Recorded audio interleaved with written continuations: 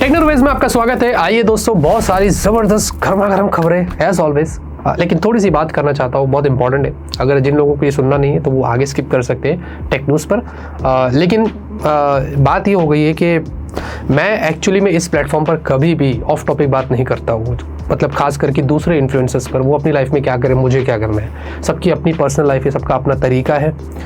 मैंने फिर ट्वीट किया, कम्युनिटी पोस्ट पे डाला। वजह ये थी कि 2 दिन से मैं देख रहा हूँ बहुत सारी बातें हो रही है। इतना शर्मनाक बात थी ये, क्योंकि अभी ये जो समय रैना का लेटेंट शो चल रहा है, मैंने तो आज तक कभी देखा नहीं, ना मैं रेकमेंड करता हूँ, बट उसकी ऑडियंस अलग है। जिसको देखना है देखे, जिसको नहीं देखना है नहीं देखे। मैं जजमेंटल नहीं हूँ, मैं किसी का डैडी नहीं हूँ कि मैं अपनी राय दूँ, अरे मत देखो। सबकी अपनी मर्जी है। लेकिन रणवीर अलाहाबादिया जो पॉडकास्ट करते हैं, रिलीजन, स्पिरिचुअलिटी, योगा की बातें करते हैं, अच्छा लगता है। लेकिन एक तरफ फिर वो आते हैं पेरेंट्स को लेकर, इतने गंदे जोक मारते हैं। I mean, इतना बुरा जोक था वो कि मैंने कभी भी रिएक्ट नहीं किया ऐसी किसी चीज़ पर। ऐसे तो इंडिया में बहुत सारी चीज़ें होती है, लेकिन स्टिल इस पर मेरे को बुरा इसलिए लगा क्योंकि एक तरफ आप अच्छी बात करते हो, दूसरी तरफ आप ऐसा करते हो, और पेरेंट्स को लेकर खास करके इतनी बुरे जोक्स आप मारते हो।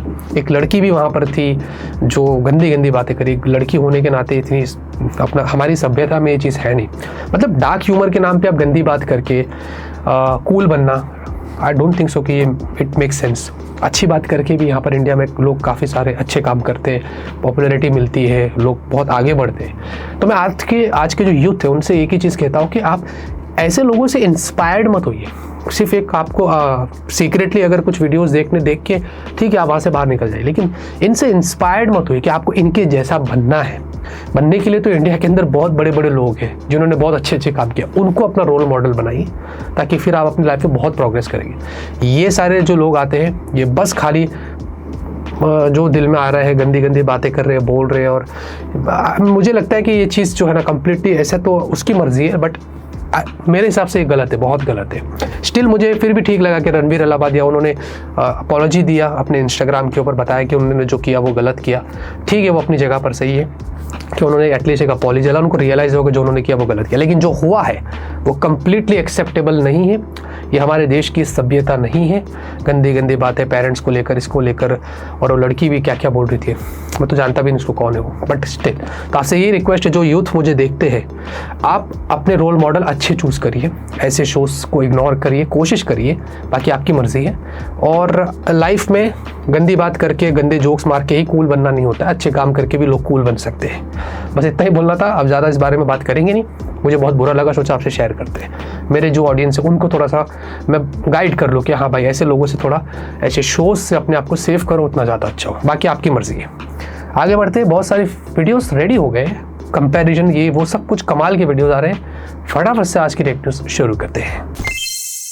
पहले खबर की शुरुआत करते हैं एक बहुत ही इंटरेस्टिंग रिपोर्ट से। अकॉर्डिंग टू IDC 2024 की पूरी रिपोर्ट यहां पर बाहर निकल कर आ गई है, जिसमें बताया जाता है कि वीवो जो है वो अब भी लीड करता है। आप यहां पर क्लियरली इस चार्ट में देख सकते हैं। जिसके बाद सैमसंग है, Oppo, Xiaomi, Realme. Sadly Xiaomi एक टाइम पर लीड करता था, अब शाओमी यहाँ पर जो है वो नंबर 4 पोजीशन पर आ गया, क्योंकि उनके रेडमी सीरीज अब पहले जैसी नहीं रही है। वही एक वजह हो सकती है। जो मोस्ट पॉपुलर या ग्रोइंग ब्रांड उसके अंदर मोटोरोला लीड करता है, उसके बाद आईक्यू, एप्पल, ओप्पो और पोको। इसी लिस्ट में अगर आप देखोगे परसेंटेज के हिसाब से मैं आपको बता रहा हूँ। और जो ब्रांड जिनके सेल्स इतने अच्छे नहीं चल रहे वो OnePlus है, हो सकता है ग्रीन लाइन के बहुत इश्यूज हुए होंगे, उसके बाद सैमसंग है और रियलमी है। ओवरऑल 2023 से 2024 को कंपेयर करें तो 4% की ग्रोथ भी हुई है। लोगों ने खूब फोन्स परचेस किए हैं। आप इनमें से कौन सी ब्रांड का फोन यूज करते हैं ये जरूर बताना। सैमसंग गैलेक्सी F06 मैंने आपको थोड़े टाइम पहले अपने टेक न्यूज़ में बताया था। ये अब इसकी लॉन्च डेट आ गई है 12 फरवरी, यानी कि कल ये ऑफिशियली इंडिया में लॉन्च हो जाएगा, जिसमें रूमर है कि डायमेंसिटी 6300 होगा। आपको बड़ी बैटरी मिलने वाली है, 4 साल के अपडेट्स, और ये सब कुछ 10,000 या उसके नीचे हो सकता है। तो ऐसी बातें हो रही है। इसके फर्स्ट लुक भी बाहर आ गए हैं। Water drop display, as always हमें पता है ये सब ज़्यादातर सैमसंग के फोन्स में रहता है। लेट्स सी कि ये फ़ोन कितना खास होता है, और अगर आपको इसकी अनबॉक्सिंग चाहिए तो मुझे कमेंट में ज़रूर बताना। इंडियन फाइनेंस मिनिस्ट्री के अंदर बताया जा रहा है कि जितने भी जो एम्प्लॉयज है उनको चैट जीपीटी और साथ में डीपसीक अभी जो चाइना वाला आया ना, ये इस्तेमाल करने के लिए मना कर दिया गया, यानी कि उनके बीच में कंप्लीटली इसको बैन कर दिए। 2 रीज़न की वजह से, एक तो प्राइवेसी कंसर्न्स है और दूसरा सेल्फ रिलायंट होने के लिए, यानी कि हमारा खुद का AI आ रहा है इंडिया के अंदर, आपको पता होगा 6 से 8 महीने उसको लगभग लग जाएंगे। उसके हिसाब से ये सारा स्टेप उन्होंने यहाँ पर लिया है, जो कि मेरे हिसाब से काफ़ी बड़ी खबर है। और लेट्स सी, मैं बहुत एक्साइटेड हूँ कि हमारा जो AI प्लेटफॉर्म होगा वो कितना अच्छा होगा, और उसमें में कितना पावर होगा कंपेयर टू, मैं वैसे इस पर एक वीडियो बना रहा हूँ अपने दूसरे चैनल पर, उसके लिए बने रहना।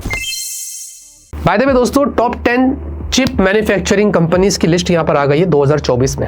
अगर आप देखोगे इस लिस्ट में सैमसंग लीड करता है, सबसे टॉप के ऊपर है। उसके बाद इंटेल, एनवीडिया, क्वालकॉम, ये सारे ब्रांड्स, एएमडी, एप्पल। एएमडी कितना नीचे है आप देखो, सैमसंग लीड करता है, सबके ऊपर आ गया है। कितनी सरप्राइजिंग बात है, बड़े बड़े जो कंपनी से इंटेल, एनवीडिया, सबको पीछे छोड़ दिया, क्योंकि सैमसंग डेफिनेटली इस मामले में बहुत ज़्यादा काम कर रहा है। बट खुद की चिप जो एक्जिनोस लेके आता है उसमें इतना खास काम नहीं कर पाता है। तो देखते हैं ये लिस्ट देखकर आपको क्या लगता है दोस्तों, कमेंट में जरूर बताना। OnePlus को लेकर काफ़ी बड़ी खबर आ रही है, बहुत सारी खबरें आ रही है। DCS एक बहुत ही ऑथेंटिक लीकर है, उन्होंने यहाँ पर बताया कि OnePlus के सारे जो लाइनअप से लॉन्च किए उसके बारे में बात करिए। एक तो उन्होंने बोला है कि OnePlus 13T या इधर OnePlus मिनी हमें अप्रैल में देखने को मिलेगा। उसके बाद फिर एज सीरीज़ की बात करिए, फिर OnePlus 14 और 15 तक की उन्होंने बात करी है, जो कि मुझे नहीं लगता 15, अभी तो 14 आएगा फिर 15 आएगा। लेकिन OnePlus 14 जो है वो हमें अक्टूबर में इस बार देखने को मिलेगा कंपेयर टू हर साल जो जनवरी में आता है। और बाकी उसके अलावा उन्होंने ये भी बताया है कि जो अलर्ट स्लाइडर है OnePlus के फ़ोन्स में या Oppo के फ़ोन्स में जो आ रहा है आजकल, वो रिप्लेस हो जाएगा एप्पल के एक्शन बटन से। अब मुझे नहीं पता ये कितना अच्छा आइडिया है, क्योंकि वो जो फिजिकल बटन होता है टक टक टक जो होता है उसका मज़ा ही अलग है। अगर ये निकाल दिया OnePlus तो वो एक फील आता है ना OnePlus के फ़ोन का, वो शायद निकल जाएगा। वो एक सिग्नेचर फील आता है ना, वो ख़त्म हो जाएगा। तो लेट्स सी कि ये जो बोल रहे हैं अगर आगे चल के OnePlus के फ़ोन्स पे एप्पल एक्शन बटन जैसा कुछ फीचर आएगा, आपको क्या लगता है कमेंट में ज़रूर बताना। वैसे दोस्तों Exynos 2600, अभी Exynos 2400 आया, उसके बाद अभी 2600 आ रहा है। बेसिकली ये जो चिपसेट, इसका प्रोडक्शन यहाँ पर जो है वो ऑलमोस्ट 30% तक कंप्लीट हो गया है। ये 2nm प्रोसेस पर होगा ऐसा बताया जा रहा है, और Q4 मतलब इस साल 2025 की एंड में मास प्रोडक्शन में जाएगा। पॉसिबली ये है कि जो अगले साल सैमसंग के जितने भी फ्लैगशिप्स आ रहे हैं इन सब में जो है वो Exynos की चिपसेट्स यहाँ पर हो सकती है, ऐसा यहाँ पर बता रहे हैं। थैंकफुली मुझे इस बार बहुत अच्छा लगा कि 2025 में उनका प्रोडक्शन इतना खास नहीं चला था, उस वजह से उन्होंने स्नैपड्रैगन की चिपसेट इस्तेमाल करी, जो बहुत अच्छा काम कर रही है। S25 अल्ट्रा जो हम टेस्ट कर रहे हैं उसके रिव्यूज़ वगैरह आपको मिलने वाले हैं। लेकिन स्टिल लेट्स सी, आपको क्या लगता है Exynos 2600 और क्या सैमसंग इससे फिर वापस से वो प्यार और अटेंशन गेन पाएगा लोगों का, ये एंड ऑफ 2025 में ही पता चलेगा। एप्पल की तरफ से काफ़ी इंटरेस्टिंग खबर आ रही है भाई। अब सब लोग अपना फोल्ड लॉन्च कर रहे हैं, काफ़ी पॉपुलर हो चुके हैं एंड्रॉयड के अंदर। तो वीवो दिन के 7 से 8 हज़ार फोल्ड सोल्ड कर रहा है, OnePlus दिन के 2 से 3 हज़ार फोल्ड सोल्ड कर रहा है इंडिया के अंदर, खास करके इंडिया में मार्केट बहुत ग्रो हो रहा है। तो एप्पल भी दोस्तों 2026 में अगले साल अपना पहला फोल्डेबल स्मार्टफोन ला सकता है, ऐसी रिपोर्ट्स यहाँ पर निकल कर आई है।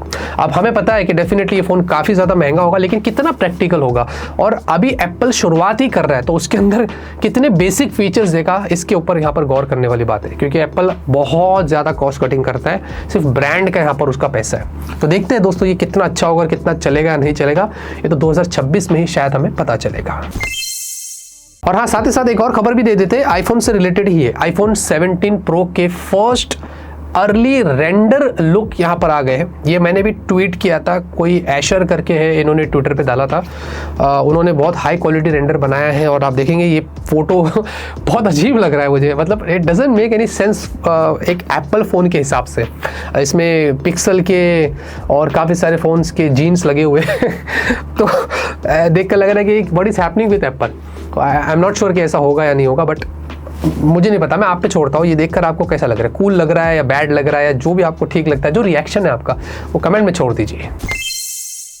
देखा मेरे को पता था, सब न्यूज़ छोड़ के कुछ भी हो जाए, वो समय रहना, कुछ भी करे, रणबीर इलाहाबादी या कुछ भी, तुमको क्या करना है, हमारे पते की जो न्यूज़ है ना उसमें स्किप करना है नहीं देने का मैं जा रहा है, तो मैं क्या को दूँ। हाँ, तो सुन ले, एयरटेल के जो चेयरमैन है, कौन है, वाइस चेयरमैन, मैनेजिंग डायरेक्टर, उन्होंने यहाँ पर गोपाल वित्तल, उन्होंने साफ साफ बता दिया एक स्टेटमेंट में कि हम जो है अभी एयरटेल के जो प्लान्स जितने भी हैं उन सबको रिवाइज्ड करेंगे, और उनके अंदर जो है वो प्राइसेस को बढ़ाने वाले हैं। क्योंकि इन्वेस्टमेंट, फर्दर इन्वेस्टमेंट्स के लिए हमें और भी फाइनेंशियल वो चाहिए, सपोर्ट, ये वो वगैरह की बड़ी बड़ी बातें किया।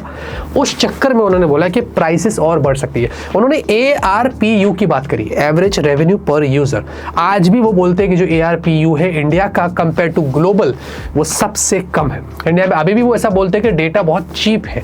तो उसको थोड़ा और अच्छा होना चाहिए। भाई तुम्हारे लिए चीप है, हमारे लिए चीप नहीं है। हमको बहुत पैसे देने पड़ रहे हैं आजकल। अभी जो वॉइस वाले प्लान्स के जो लोचा किया है, काट देता है, वो वीडियो को जाके ज़रूर देखना। अब इसके चक्कर में जियो, वोडाफोन सब लोग प्राइस बढ़ाने वाले। ये बात इस साल के अंदर मिड के बाद से स्टार्ट हो जाएगी, फिर से प्राइसेस हाइक होने वाली है। डील्स की बात करेंगे तो भाई डील्स की लिंक डिस्क्रिप्शन में डाल दिया है। डील्स पर टाइम वेस्ट नहीं करते, सीधा बढ़ते हैं गेमिंग न्यूज़ की तरफ। तो भाई GTA 6 का जो मैप होने वाला है, इस बार बताया जा रहा है कि वो 2 से 3 गुना ज़्यादा बड़ा होगा कंपेयर टू GTA 5 के। यानी कि GTA 6 में जितना आप एक्सप्लोर कर सकते हो उतना आप कर करके थक जाएंगे, जितना GTA 5 में आप नहीं थके। तो बताया जा रहा है कि बहुत भारी काम किया जा रहा है अगर GTA 6 के मैप की यहाँ पर बात करते हैं। और हाँ, साथ ही साथ फैक्ट्स की भी इसी में बात कर लेते हैं। बताया जाता है कि जो एशिया है, अपना पूरा जो एशिया है ना, पूरे वर्ल्ड की जितनी भी पॉपुलेशन है उसका 60% पॉपुलेशन तो एशिया में ही है, विच इज नॉट सरप्राइजिंग। आज की न्यूज़ खत्म होती है। मैं करता हूँ, काश न्यूज़ पसंद है, लाइक करिए। तब तक के लिए ऑलवेज कीप स्माइलिंग।